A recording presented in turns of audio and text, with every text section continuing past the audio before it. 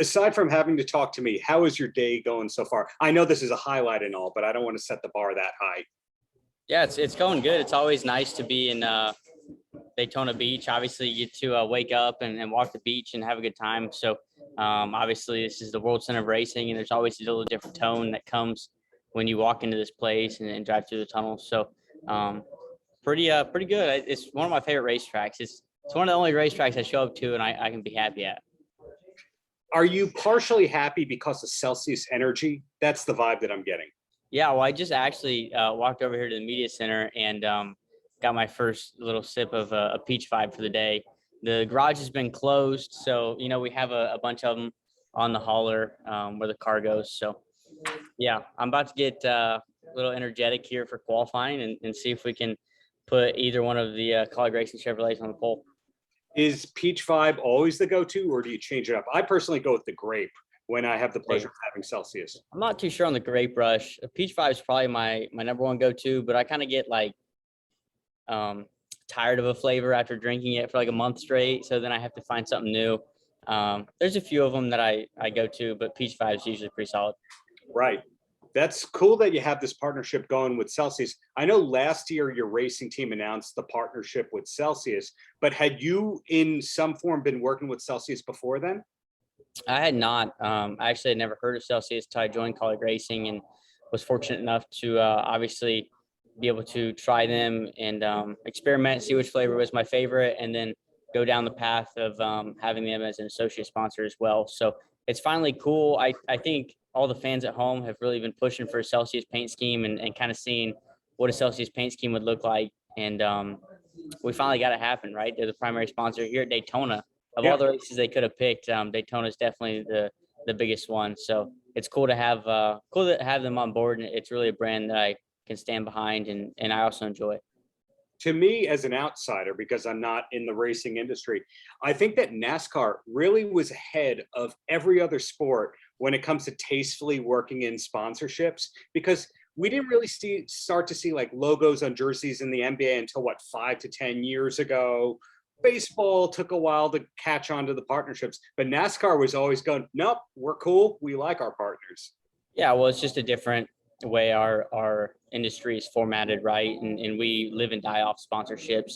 So we've kind of gone a little bit more towards the outright buying of an association with our charter system and things like that, but we still rely heavily on sponsorships. So it's always fun to kind of correlate a sponsor that's also maybe a friend or family that again is a brand that's reputable and that you can get behind. So I've been almost dying to have Celsius on the car. So this is a pretty cool weekend for me. Right. Question away from NASCAR. When you're driving, do you have music on, or do you actually just like to hear the engine? Well, now in road cars, there's not too much engine noise. So no, I listen to music. I've started to get a little bit in a podcast, but not too much. So yeah, I'll just listen to music. Colleague's about an hour and 15 from my house. So got a pretty good commute when I go up to Colleague. So definitely put on some tunes and rock out, zone out. I was asking that because usually what people do for a living is the exact opposite of what they do when they're not on the clock. So for example, one of my favorite bands, Van Halen, I remember a couple of years before Eddie Van Halen died, in an interview, they asked, what do you listen to when you're driving? He goes, nothing. I just want to hear the engine and I zone out when I'm driving. Yeah. So professional, I figured I'd ask you that question. Yeah. Well, when I'm in the race car, it's so loud that you most of the time can't even hear your own thoughts. So, no, I'm definitely separate when I'm in my road car and driving. I'm definitely as safe as possible. And there's no reason to be silly or anything. I have enough fun on the racetrack. Right. Earplugs. I wear them to concerts because I want to be able to hear when I'm an old man. Do you have an earplug endorsement or like an ear protection endorsement? No, obviously the helmet drones out a lot of that, but we also have to have earplugs in to listen to our team communication. So we have custom molded ear inserts that fit into our ear that is pretty standard throughout the industry.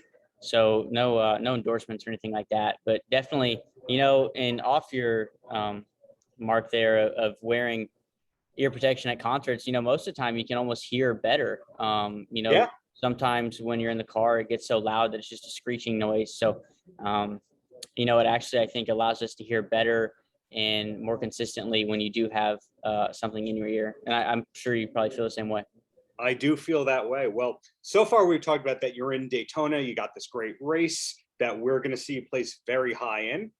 We know about the Celsius endorsement, but anything else that you're working on that you're allowed to talk about? I say that because sometimes I interview people and they go, there's a lot happening, but I can't talk about it until the contract's signed. And other people say, well, my charity gala dinner is this day, and I got this line coming out. What about you? No, fortunately enough, I have enough contracts for a little while that I don't have to worry about anything. So I'm on a multi-year deal here at College Racing, and that's obviously been announced for a while. So this is our first full-time season of the Cup Series, and we have Leaf Filter Gutter Protection as our primary sponsor. Majority of the season with Celsius this week. So the only thing hopefully we can announce this weekend is a win or two. Hope so as well. Down to the last two questions here. I brought up music 2 or 3 times already. Who were your go-to artists, and what's the last concert that you went to, if you have recently been to a concert? Oh, I don't know. I'm not a big concert guy. I honestly couldn't remember the last one I was at, but if I'm just in the car or something, I listen to All J. I like him. He's a good artist. Or just alternative rock, something around that genre of music. There's obviously a bunch with Milky Chance and that format of a little more laid back music. So I don't get too hyped up. I'm a pretty calm guy. The last thing I got for you, do you have a TV recommendation you can pass along, a new show that you're into that you recommend? Not really. I go down some rabbit holes on Netflix.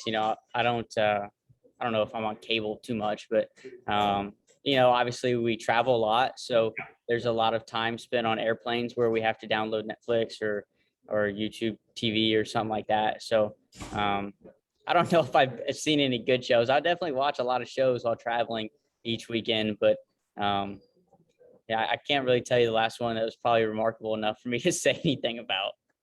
If you can take a compliment here, it sounds like you're a person who knows how to live in the moment. That's the recurring theme, where you're reacting to what's going on. You're not planning too much, and they go, Justin, you got to do this, and you go, okay, and you get it done. Yeah. I definitely live within the few days ahead of me, not too much more. Awesome. Well, thank you for your time, and hope eventually to see you in a race here in New York, but whatever it is, best of luck in Daytona. Yeah, cool. Thank you. I appreciate it. Paltrocast.